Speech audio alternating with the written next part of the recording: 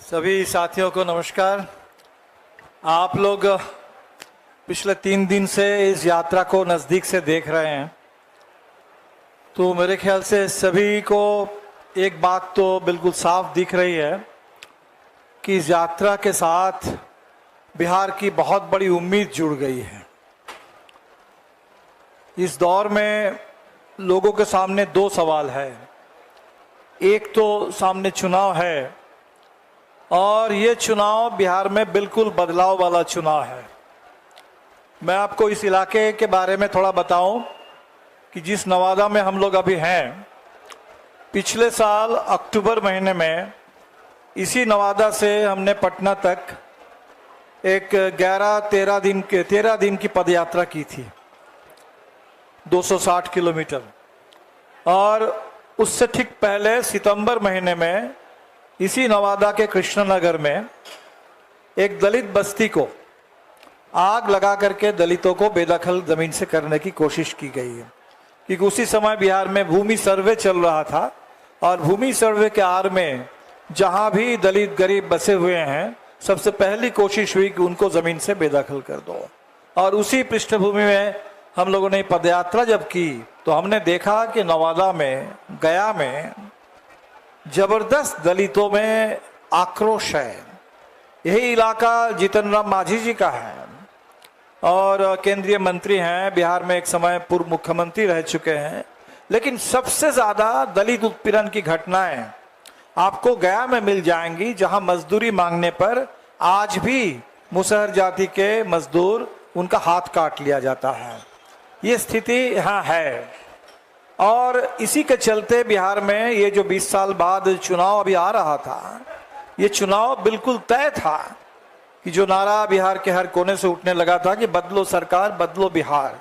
बिहार में पिछले 20 साल से सरकार है, बातें बहुत हुई, विकास की, न्याय के साथ विकास की, सुशासन की, लेकिन आज जो हकीकत है वो बिल्कुल उल्टा।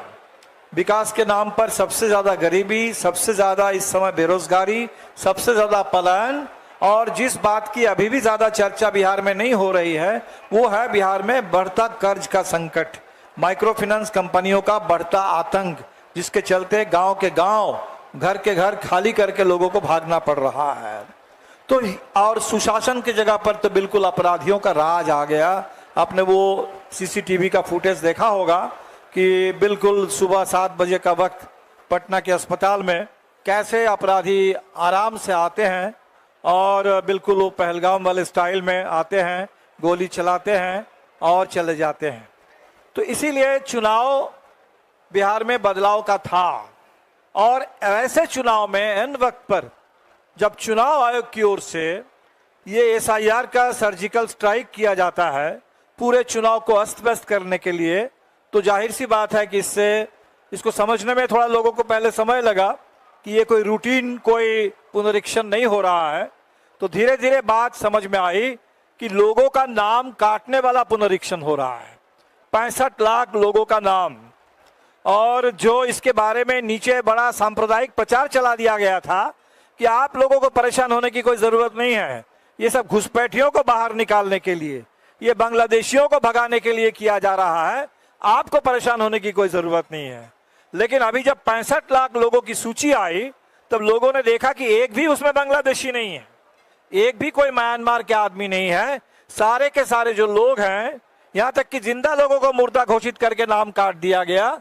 और बिहार के प्रवासी मजदूर जो बाहर जाते हैं मजबूरी में कमाने के लिए, थोड़ी बेहतर मजदूरी के तलाश में, उनको, और इसीलिए इस यात्रा में मुझे लगता है कि इतना भारी जो जन समर्थन दिख रहा है उसके पीछे दोनों कारण है।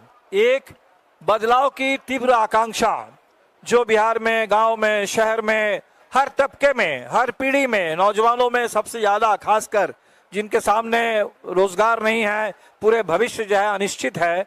लेकिन उनके साथ साथ वो सारे बुजुर्ग जिनको 400 रुपए का पेंशन दिया जाता था और हम लोगों की लंबी लड़ाई के बाद अब नीतीश जी 1100 रुपए की घोषणा करके कह रहे हैं कि हम पूरे बुजुर्गों का भी ध्यान रखेंगे। तो बिहार के सारे तबके, महिलाएं, किसान, खेत मजदूर, मनरेगा मजदूर, सब के सब।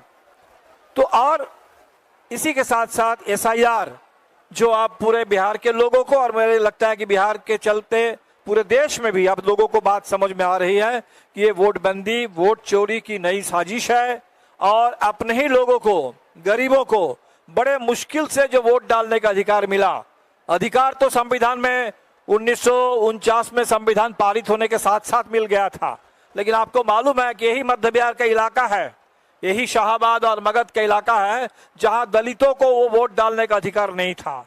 और लंबी लड़ाई, बहुत मुश्किल भरी लड़ाई हम लोगों को लड़नी पड़ी, काफी जान की कीमत दे करके, जनसंहार झेलते हुए, तब जा करके 80 के दशक में यहाँ दलितों को, गरीबों को, भूमिहीन मजदूरों को वोट डालने का अधिकार मिल पाया था।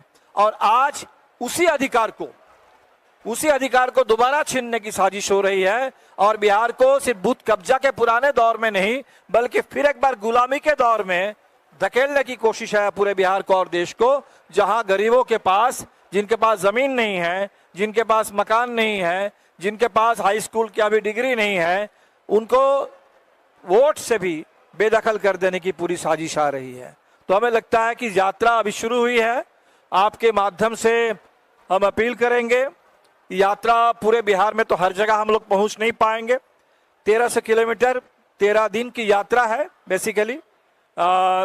हम लोग 1 तारीख को समाप्त करेंगे पटना में, लेकिन ये 1300 किलोमीटर की यात्रा, ये संदेश बिहार के हर कोने तक पहुंच रहा है, पहुंचे। हम आपसे अपील करेंगे कि आपके माध्यम से और पहुंचे। और इसमें दोनों बातें, एक मताधिकार की रक्षा। आज पूरे देश में लोग चिंतित हैं, परेशान हैं कि हमारा जो संविधान वो खतरे में है। और संविधान सिर्फ नहीं बल्कि संविधान जिस आजादी के आंदोलन से निकला, उस पूरे आजादी का विरासत, अभी 15 अगस्त को मोदी जी ने जो भाषण दिया और 15 अगस्त को लेकर के पूरे देश में जो प्रचार चला, इससे भी ये बात साफ दिखी कि अब भारतीय जनता पार्टी को आजादी से मतलब नहीं रह गया। उस समय भी मतलब नहीं था आजादी के आंदोलन के दौर में, इनके पूरे पूर्वज उसके आंदोलन के खिलाफ खड़े थे, अंग्रेजों के साथ खड़े थे। लेकिन आज आजादी के बजाय वो पूरे देश में बंटवारा की चर्चा करना चाहते हैं। उनके लिए पार्टीशन मुद्दा है और वो पार्टीशन का दौर को दोबारा लौटा कर लाना चाहते हैं हिंदुस्तान के अंदर, देश को और टुकड़े टुकड़े करना चाहते हैं। और इसीलिए आज वो आजादी और आजादी से निकला संविधान, ये जब खतरे में है तो हमें उसी तरह लड़ना पड़ेगा जैसे आजादी के दौर में लोग लड़े थे।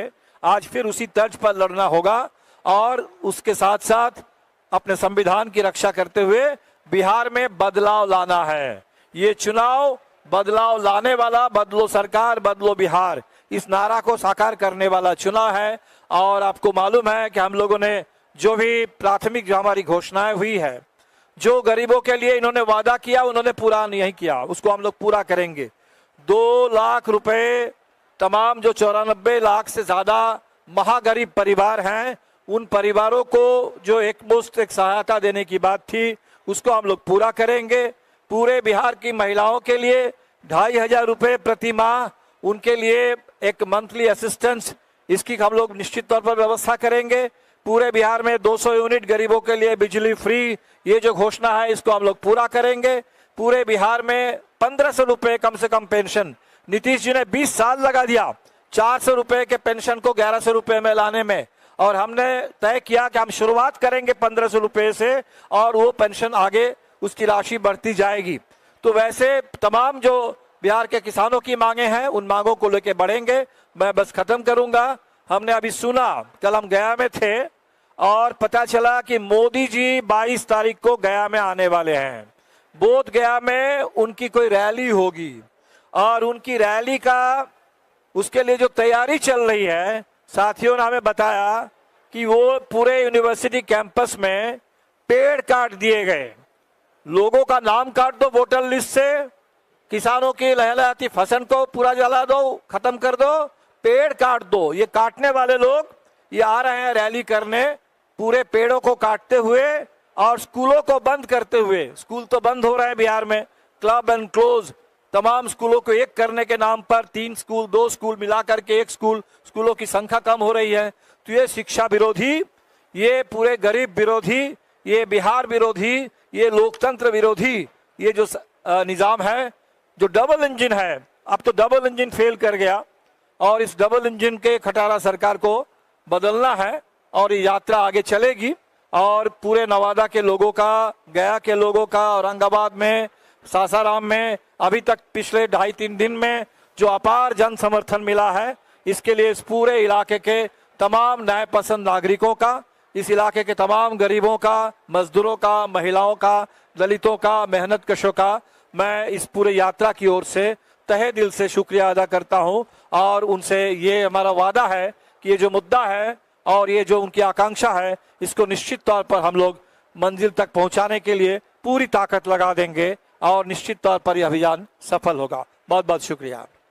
और ऐसी खबरें देखने के लिए सब्सक्राइब बटन को दबाएं, फिर बेल आइकन की घंटी दबाएं।